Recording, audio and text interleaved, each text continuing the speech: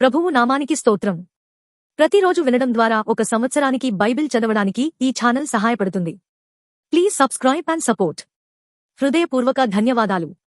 నేటి వేద భాగం యెషయా 29వ అధ్యాయము. అరీయేలుకు శ్రమ. దావీదు దండు దిగిన అరీయేలు పట్టణమునకు శ్రమ. సంవత్సరము వెంబడి సంవత్సరము గడవనీయుడి, పండుగలను క్రమముగా జరగనీయుడి. నేను అరీయేలును బాధింపగా దుఃఖమును విలాపమును కలుగును. అందుచేత అది నిజముగా నాకు అగ్నిగుండమగును. నేను నీతో యుద్ధము చేయుచు నీ చుట్టూ శిబిరము వేయుదును. నీకెదురుగా కోట కట్టి మొట్టడి దెబ్బ వేయుదును. అప్పుడు నీవు అణపబడి నేల నుండి పలుకుచుందువు. నీ మాటలు నేల నుండి ఒకడు గుసగుసలాడుచున్నట్లుండును. కర్రపిశాచి స్వరము వలె నీ స్వరము నేల నుండి వచ్చును. నీ పలుకు ధూళిలో నుండి గుసగుసలుగా వినబడును. నీ శత్రువుల సమూహము లెక్కకు ఇసుకరేణువులంత విస్తారముగా ఉండును. బాధించువారి సమూహము ఎగిరిపోవు పొట్టువలే ఉండును. హఠాత్తుగా ఒక్క నిమిషములోనే ఇది సంభవించును. ఉరుముతోనూ భూకంపముతోనూ మహాశబ్దముతోనూ సుడిగాలి తుఫాన్లతోనూ దహించు అగ్ని జ్వాలలతోనూ సైన్యములకు అధిపతి యెహోవా దాన్ని శిక్షించును. అరీయేలుతో యుద్ధము చేయు సమస్త జనుల సమూహమును, దాని మీదను దాని కోట మీదను యుద్ధము చేయువారును, దాని బాధపరచువారందరును రాత్రి కన్నా స్వప్నము వలె ఉందురు. ఆకలిగొన్నవాడు కలలో భోజనము చేసి మేల్కొనగా వాని ప్రాణము తృప్తి పడకపోయినట్లును, దప్పికొనిన వాడు కలలో పానము చేసి మేల్కొనగా సొమ్మసిలిన వాని ప్రాణము ఇంకనూ ఆశగొని ఉన్నట్లును సియోను కొండ మీద యుద్ధము చే జనముల సమూహం అంతటికీ సంభవించును. జనులారా, తేరిచూడుడి, విస్మయమొందుడి, మీ కండ్లను చెడగొట్టుకొనుడి, గ్రుడ్డివారగుడి. ద్రాక్షారసము లేకయే వారు మొత్తులై ఉన్నారు, మద్యపానము చేయకయే తూలుచున్నారు. యెహోవా మీ మీద గాఢ నిద్రాత్మను కుమ్మరించి ఉన్నాడు. మీకు నేత్రములుగా ఉన్న ప్రవక్తలను చెడగొట్టియున్నాడు. మీకు శిరస్సులుగా ఉన్న దీర్ఘదర్శులకు ముసుగు వేసియున్నాడు.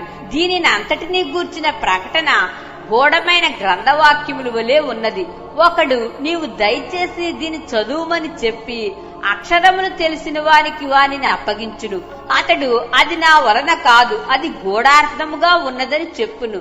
మరియు నీవు దయచేసి దీని చదువుమని చెప్పి అక్షరములు తెలియని వానికి దానిని అప్పగించును. అతడు అక్షరములు నాకు తెలియవనును. ప్రభువు ఇలాగ సెలవిచ్చియున్నాడు, ఈ ప్రజలు నోటి మాటతో నా యొద్దకు వచ్చుచున్నారు, పెదవులతో నన్ను గనపరుచుచున్నారు, కాని తమ హృదయమును నాకు దూరం చేసుకుని ఉన్నారు. వారు నా ఎడల చూపు భయభక్తులు మానవుల విధులను బట్టి వారు నేర్చుకొనినవి. కాగా నేను మరలా ఈ జనుల ఎడల ఒక ఆశ్చర్య కార్యము జరిగింతును, బహు ఆశ్చర్యముగా జరిగింతును. వారి జ్ఞానుల జ్ఞానము వ్యర్థమగును, వారి బుద్ధిమంతుల బుద్ధి మొరుగైపోవును. తమ ఆలోచనలు యెహోవాకు కనబడకుండా లోలోపల వాటిని మరుగు చేయి చూచు వారికి శ్రమ. మమ్మల్ని ఎవరు చూచెదరు, మా పని ఎవరికి తెలియను అనుకొని చీకటిలో తమ క్రియలు జరిగించు వారికి శ్రమ. అయ్యో, మీరెంత మూర్ఖులు! కుమ్మరికిని మంటికిని భేదము లేదని ఎంచదగునా? చేయబడిన వస్తువు దాన్ని చేసిన వారిని గూర్చి ఇతడు నన్ను చేయలేదని అనవచ్చునా? రూపింపబడిన వస్తువు రూపించిన వారిని గూర్చి ఇతనికి బుద్ధి లేదని అనవచ్చునా? ఇకను కొద్ది కాలమైన తరువాతనే కదా లెబానోను ప్రదేశము ఫలవంతమైన పొలమగును, ఫలవంతమైన పొలము వనమని ఎంచబడును. ఆ దినమున చెవిటివారు గ్రంథవాక్యములు విందురు. అంధకారము కలిగినను గాఢాంధకారము కలిగినను గ్రుడ్డివారు కన్నులారా చూచెదురు. యెహోవా యందు దీనులకు కలుగు సంతోషం అధికమగును. మనుషులలో భేదలు ఇశ్రాయేలు యొక్క పరిశుద్ధ దేవుని యందు ఆనందించెదరు. బలాత్కారులు లేకపోదురు, పరిహాసకులు నశించెదరు. కీడు చేయ యత్నించుచు ఒక్క వ్యాజ్యమును బట్టి ఇతరులను పాపులునుగా చేయుచు గుమ్మములో తమ్మును గద్దించు వానిని పట్టుకొనవలనని ఉరినొడ్డుచు మాయమాటల చేత నీతిమంతుని పడద్రోయి వారు నరకబడుదురు. అందుచేతను అబ్రహామును విమోచించిన యెహోవా యాకోబు కుటుంబమును గూర్చి ఇలాగు సెలవిచ్చుచున్నాడు, ఇక మీదటి యాకోబు సిగ్గుపడడు, ఇక మీదటి అతని ముఖము తెల్లబారదు. అతని సంతానపు వారు తమ మధ్య నేను చేయు కార్యమును చూచినప్పుడు నా నామమును పరిశుద్ధపరచుదురు. యాకోబు పరిశుద్ధ దేవుని పరిశుద్ధపరచుదురు, ఇశ్రాయేలు దేవునికి భయపడుదురు. చంచల బుద్ధి గల వారు వివేకులగుదురు, సడుగువారు ఉపదేశములకు లోబడుదురు. యెషయా గ్రంథము 30వ అధ్యాయం. యెహోవా వాక్కు ఇదే: లోబడని పిల్లలకు శ్రమ. పాపమునకు పాపము కూర్చుకొనున్నట్లుగా వారు నన్ను అడగక ఆలోచన చేయుదురు. నా ఆత్మ నియమింపని సంధి చేసుకొందురు. వారు నా నోటి మాట విచారణ చేయక ఫరో బలము చేత తమ్మును తాము బలపరుచుకొనుటకు ఐగుప్తు నీడను శరణజొచ్చుటకు ఐగుప్తునకు ప్రయాణము చేయుదురు. ఫరో వలన కలుగు బలము మీకు అవమానకరమగును. ఐగుప్తు నీడను శరణజొచ్చుట వలన సిగ్గు కలుగును. యాకోబు వారి అధిపతులు సోయనులో కనబడునప్పుడు, వారి రాయబారులు హానేసులో ప్రవేశించున్నప్పుడు, వారందరూ తమకు అక్కరకు రాక ఏ సహాయమునకైనను ఏ ప్రయోజనమునకైనను పనికిరాక సిగ్గును నిందయు కలగజేయు ఆ జనుల విషయమై సిగ్గుపడుదురు. దక్షిణ దేశములోనున్న క్రూర మృగములను గూర్చిన దేవోక్తి: సింహములను పాములను తాపకరమైన మిడునాగులు నున్న మిక్కిలి శ్రమ బాధలు గల దేశము గుండా వారు గాడిద పిల్లల వీపుల మీద తమ ఆస్తిని, ఒంటెల మూపుల మీద తమ ద్రవ్యములను ఎక్కించుకొని తమకు సహాయము చేయలేని జనమునొద్దకు వాటిని తీసుకొని పోవుదురు. ఐగుప్తు వల్లని సహాయము పనికిమాలినది, నిష్ప్రయోజనమైనది. అందుచేతను ఏమీయూ చేయక ఊరకుండు గప్పాలమారి అని దానికి పేరు పెట్టుచున్నాను. రాబోవు దినములలో చిరకాలము వరకు నిత్యము సాక్షార్థముగా నుండునట్లు నీవు వెళ్లి వారి ఎదుట పలక మీద దీని వ్రాసి గ్రంథములో లిఖింపుము. వారు తిరగబడు జనులు, అబద్ధమాడు పిల్లలు, యెహోవా ధర్మశాస్త్రము విననొల్లని పిల్లలు. దర్శనము చూడవద్దని దర్శనము చూచు వారితో చెప్పువారును, యుక్తవాక్యములను మాతో ప్రవచింపకుడి, మృదువైన మాటలనే మాతో పలుకుడి, మాయాదర్శనములను కనుడి, అడ్డము రాకుండుడి, త్రోవ నుండి తొలగుడి, ఇశ్రాయేలు పరిశుద్ధ దేవుని సంగతి మా ఎదుట ఎత్తకుడి అని భవిష్యత్ జ్ఞానులతో పలుకువారునై ఉన్నారు. అందుచేతను ఇశ్రాయేలు యొక్క పరిశుద్ధ దేవుడు ఈలాగు సెలవిచ్చుచున్నాడు: మీరు ఈ వాక్యము వద్దని త్రోసివేసి బలాత్కారమును కృత్రిమమును నమ్ముకొని అట్టి వాటిని ఆధారము చేసుకొంటిరి గనుక ఈ దోషము మీకు ఎత్తైన గోడ నుండి జోగి పడబోచున్న గోడ అండవలే అగును. అది ఒక్క క్షణములోనే హఠాత్తుగా పడిపోవును. కొమ్మరి కుండ పగలగొట్టబడినట్లు ఆయన ఏమీయూ విడిచిపెట్టక దాని పగలగొట్టును. పొయ్యిలో నుండి నిప్పు తీయుటకు గాని గుంటలో నుండి నీళ్లు తీయుటకు గాని దానిలో ఒక్క పెంకైనను దొరకదు. ప్రభువును ఇశ్రాయేలు యొక్క పరిశుద్ధ దేవుడు నగు యెహోవా ఇలాగు సెలవిచ్చుచున్నాడు: మీరు మరలి వచ్చి ఊరకుండుట వలన రక్షింపబడెదరు. మీరు ఊరకుండి నమ్ముకొనుట వలన మీకు బలము కలుగును. అయినను మీరు సమ్మతింపక, అట్లు కాదు, మేము గుర్రములనెక్కి పారిపోవుదమంటిరి. కాగా మీరు పారిపోవలసి వచ్చెను. మేము వడిగల గుర్రములను ఎక్కి పోయేదమంటిరే. కాగా మిమ్మును తరుమువారు వడిగల వారుగా నుందురు. మీరు పర్వతం మీద నుండు కొయ్యవలెను, కొండ మీద నుండు జెండా వలెను అగు వరకు ఒకని గద్దింపునకు మీలో 1000 మంది పారిపోయెదరు.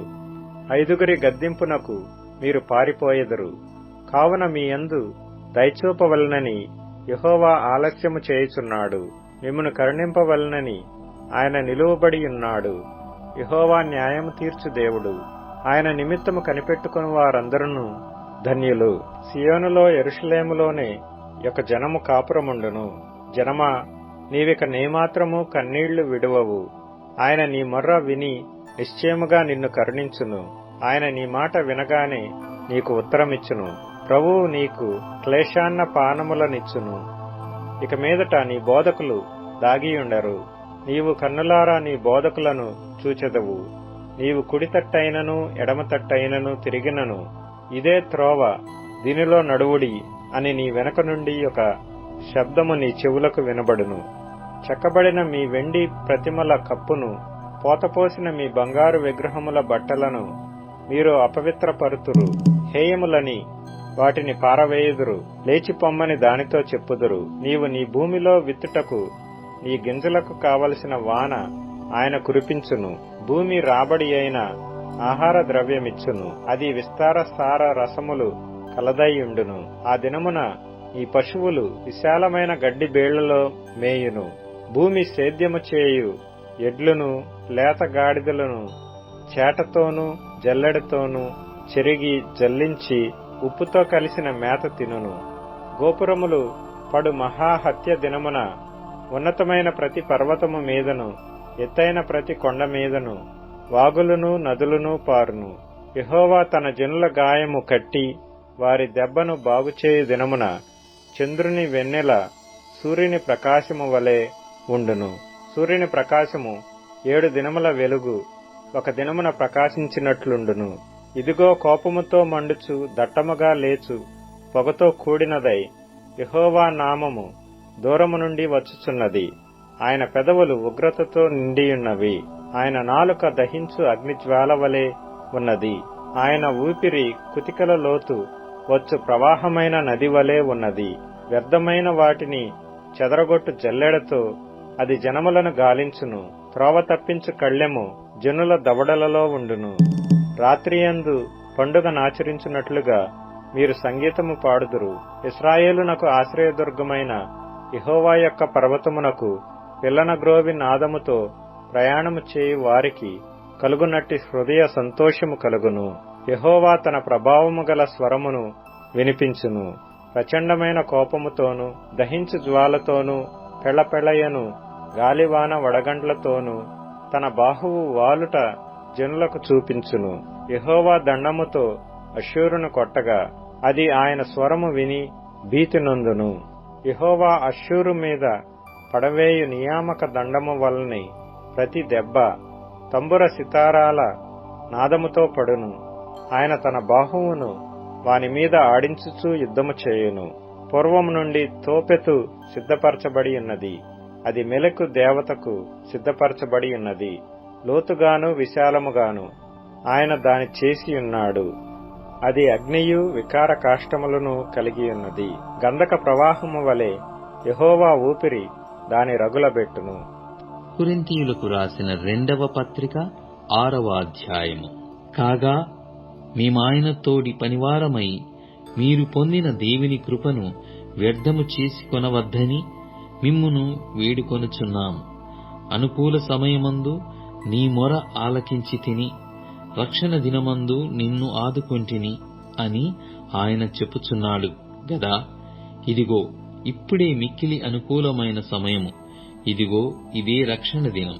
మా పరిచర్య నిందింపబడకుండు నిమిత్తము ఏ విషయములోనైనను అభ్యంతరమేమీయు కలగజేయక శ్రమలయందును ఇబ్బందులయందును ఇరుకులయందును దెబ్బలయందును చెరసాలలోను అల్లరులలోను ప్రయాసములోను జాగరములలోను ఉపవాసములోను మిగుల ఓర్పు గలవారమై పవిత్రతతోనూ జ్ఞానముతోనూ దీర్ఘశాంతముతోనూ దయతోనూ పరిశుద్ధాత్మ వలనను నిష్కపటమైన ప్రేమతోనూ సత్యవాక్యము చెప్పుట వలన దేవుని బలము వలన ఘనతల వలనను సుకీర్తి దుష్కీర్తుల వలనను దేవుని పరిచారకులమయ్యుండి అన్ని స్థితులలో మమ్మును మేమి మెప్పించుకొనుచున్నాము. మేము మోసగాండ్రమైనట్లుండియు సత్యవంతులము, తెలియబడని వారమైనట్లుండియు బాగుగా తెలియబడిన వారము, చనిపోవుచున్న వారమైనట్లుండియు ఇదిగో బ్రతుకుచున్న వారము, శిక్షింపబడిన వారమైనట్లుండియు చంపబడిన వారము, దుఃఖింపబడిన వారమైనట్లుండియు ఎల్లప్పుడూ సంతోషించు వారము, దరిద్రులమైనట్లుండియు అనేకులకు ఐశ్వర్యము కలిగించు వారము, ఏమీయు లేని వారమైనట్లుండియు సమస్తమును కలిగిన వారము. ఓ కొరింథీయులారా, అరమర లేకుండా మీతో మాటలాడుచున్నాను. మా హృదయము విశాలపరచబడి యున్నది.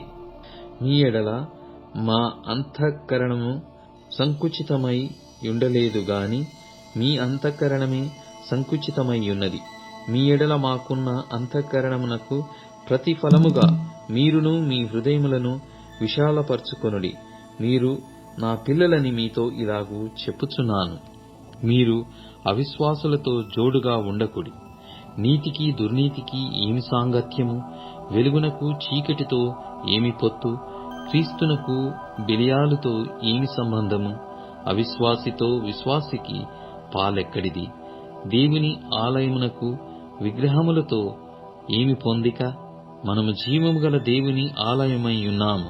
అందుకు దేవుడిలాగు సెలవిచ్చుచున్నాడు, నేను వారిలో నివసించి సంచరింతును, నేను వారి దేవుడనై యుందును, వారు నా ప్రజలై యుందురు. కావున మీరు వారి మధ్య నుండి బయలువెడలి ప్రత్యేకముగా ఉండుడి, అపవిత్రమైన దానిని ముట్టకుడని ప్రభువు చెప్పుచున్నాడు. మరియు నేను మిమ్మును చేర్చుకొందును, మీకు తండ్రినై యుందును, మీరు నాకు కుమారులను కుమార్తెలునై యుందురని సర్వశక్తిగల ప్రభువు చెప్పుచున్నాడు. కీర్తనల గ్రంథం 74వ కీర్తన. దేవా, నీవు నిత్యము మమ్మును విడనాడితివేమి? నీవు మేపు గొర్రెల మీద నీ కోపము పొగరాజుచున్నదేమి? నీ స్వాస్థ్య గోత్రమును నీవు పూర్వము సంపాదించుకొని విమోచించిన నీ సమాజమును జ్ఞాపకమునకు తెచ్చుకొనుము. నీవు నివసించు ఈ సియోను పర్వతమును జ్ఞాపకమునకు తెచ్చుకొనుము. శత్రువులు పరిశుద్ధ స్థలములోనున్న సమస్తమును పాడు చేసి ఉన్నారు. నిత్యము పాడయుండు చోట్లకు విజయము చేయుము. నీ ప్రత్యక్షపు గుడారములో నీ విరోధులు ఆర్భటించుచున్నారు. విజయ ధ్వజములని తమ ధ్వజములను వారెత్తియున్నారు. దట్టమైన చెట్లు గుబురు మీద జనులు గొడ్డన్లు నెత్తినట్లుగా వారు కనబడుదురు. ఇప్పుడే వారు గొడ్డళ్లను సమ్మెటలను చేతపట్టుకొని దాని విచిత్రమైన పనిని బొత్తిగా విరగగొట్టుదురు. నీ పరిశుద్ధ స్థలమునకు అగ్ని ముట్టించుదురు. నీ నామ మందిరమును నీలబడగొట్టి అపవిత్రపరచుదురు. దేవుని మందిరములను బొత్తిగా అనగదొక్కుదమనుకొని దేశములోని వాటినన్నిటినీ వారు కాల్చియున్నారు. సూచక క్రియలు మాకు కనబడుటలేదు, ఇకను ప్రవక్తయు లేకపోయెను. ఇది ఎంతకాలము జరుగునో దాని నెరిగినవాడు మాలో ఎవడునూ లేడు. దేవా, విరోధులు ఎందాక నిందింతురు? శత్రువులు నీ నామమును నిత్యము దూషింతురా? నీ హస్తమును, నీ దక్షిణ హస్తమును నీవెందుకు మడుచుకొనియున్నావు? నీ రొమ్ములో నుండి దాని తీసి వారిని నిర్మూలము చేయుము. పురాతన కాలము మొదలుకొని దేవుడు నా రాజై యున్నాడు. దేశములో మహారక్షణ కలగజేయువాడు ఆయనే.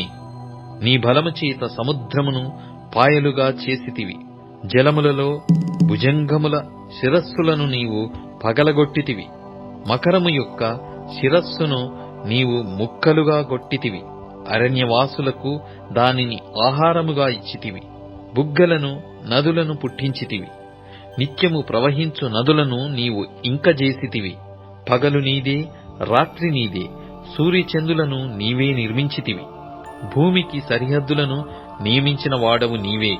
వేసవి కాలము, చలికాలము నీవే కలగజేసితివి. యెహోవా, శత్రువులు నిన్ను దూషణ చేయుటను, అవివేక ప్రజలు నీ నామమును దూషించుటను మనస్సునకు తెచ్చుకొనుము. దుష్టమృగమునకు నీ గువ్వ యొక్క ప్రాణము నప్పగింపుకము. శ్రమనందు నీ వారిని నిత్యము మరువకము. లోకములోనున్న చీకటి గల చోటులు బలత్కారుల నివాసములతో నిండియున్నవి. కాగా నిబంధన జ్ఞాపకము చేసుకొనుము. నలిగిన వానిని అవమానముతో వెనుకకు మరలనీయకుము. శ్రమనందు వారును దరిద్రులను నీ నామము సన్నుతించుదురుగాక. దేవా, లెమ్ము, నీ వ్యాజ్యము నడుపుము. అవివేకులు దినమెల్లా నిన్ను నిందించు సంగతి జ్ఞాపకము చేసుకొనుము.